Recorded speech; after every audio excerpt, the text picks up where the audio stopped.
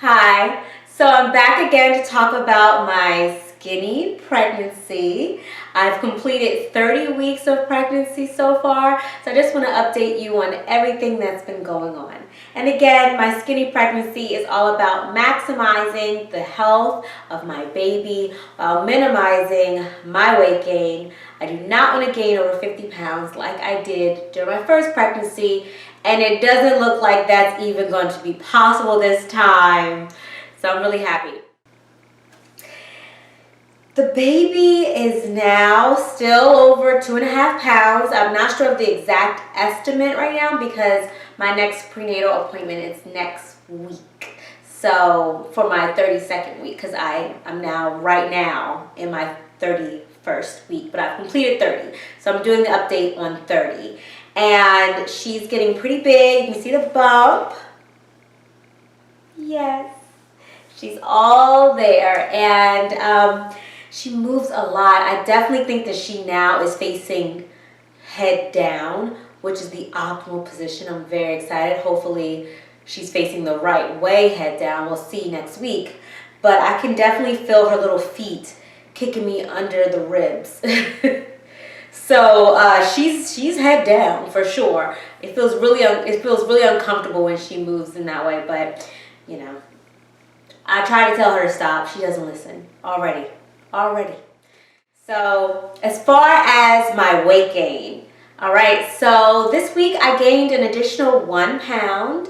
So I have totaled 13 pounds in the completion of 30 weeks of pregnancy, which I still cannot believe, because I don't even want to say what I thought. I really thought that people had to, never eat or something to gain a small amount of weight during pregnancy, or they were gifted with the best genes ever, or they were at the gym non-stop sweating, heart rate too high.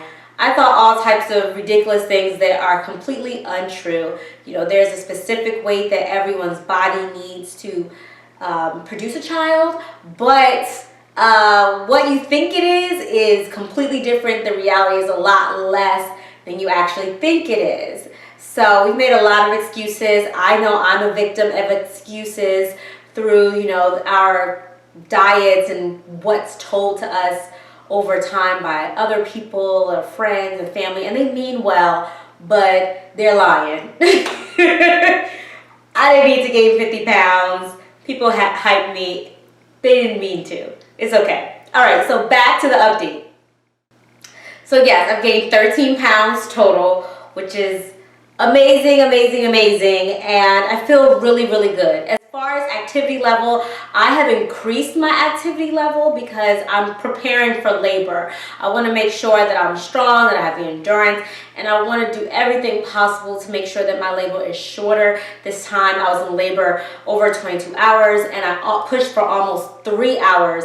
Last time it was a wreck. So I'm doing everything possible. So that means I walk, I move around the house, I go to the gym, I do at-home workouts.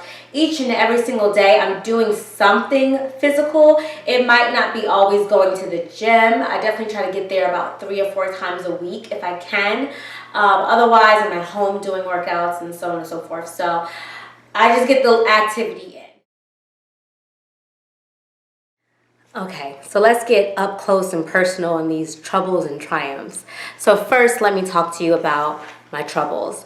So I still have a little bit of heartburn, but I figured that that's related to the times that I actually cheat. So I've been doing a lot less cheating. And by cheating, what's cheating to me is some store-bought salad dressing at this point, and that actually will irritate me. That actually will cause a little bit of heartburn. Also, drinking water too soon after I've eaten, that causes heartburn. So I'm not trying to do any Tums or anything like that. I'm really not into medicating myself. So I try to find all the natural ways to prevent things, and the heartburn has really, really gotten better. But that was definitely one of my troubles. I still tend to wake up in the middle of the night on my back. And that's troublesome to me because I've heard so many crazy things that if you lay on your back, then you're not getting enough oxygen, or the baby isn't getting enough oxygen. And every night I'm panicking a little bit. I asked my midwife several times, is it okay? I asked the OBGYN, is it okay? And they said it's fine, that, you know, your body will let you know when you can no longer sleep on your back. But that's kind of troublesome to me because now I'm worried because I've heard, you know, all types of things associated with that. So that bothers me. Also, I think that I'm developing allergies. I've never had allergies in my entire life, but all of a sudden, you know, the pollen levels are increasing around here right now, and I'm sneezing, my eyes are watering, my nose is running. I don't understand, and it goes and comes. It's not like a cold. It's one moment it's running, and another moment it's fine. So I don't know, but it's weird, and that's a trouble for me. That's troublesome. Now, triumphs. Okay, so I have to give myself credit. I have been very active. I've gone to the gym multiple times this week, for the week of the 30 weeks of pregnancy, because right now I'm 31. But yeah, I went to the gym and it gave me a lot of energy. So I'm very, very proud of myself for getting out there, going to the gym. A lady actually stopped me and she said to me, "I'm so proud of you for being here while pregnant.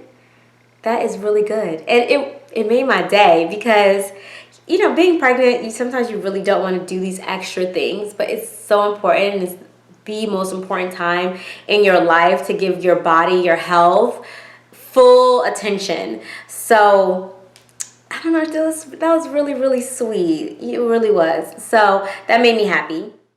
Another triumph has been connecting with you guys and dialoguing and talking about, you know, pregnancy and nutrition and exercise. Is really, really important, and I'm glad that there are other ladies out there dialoguing with me who feel it's important as well and are motivated, and they're motivating me to continue on.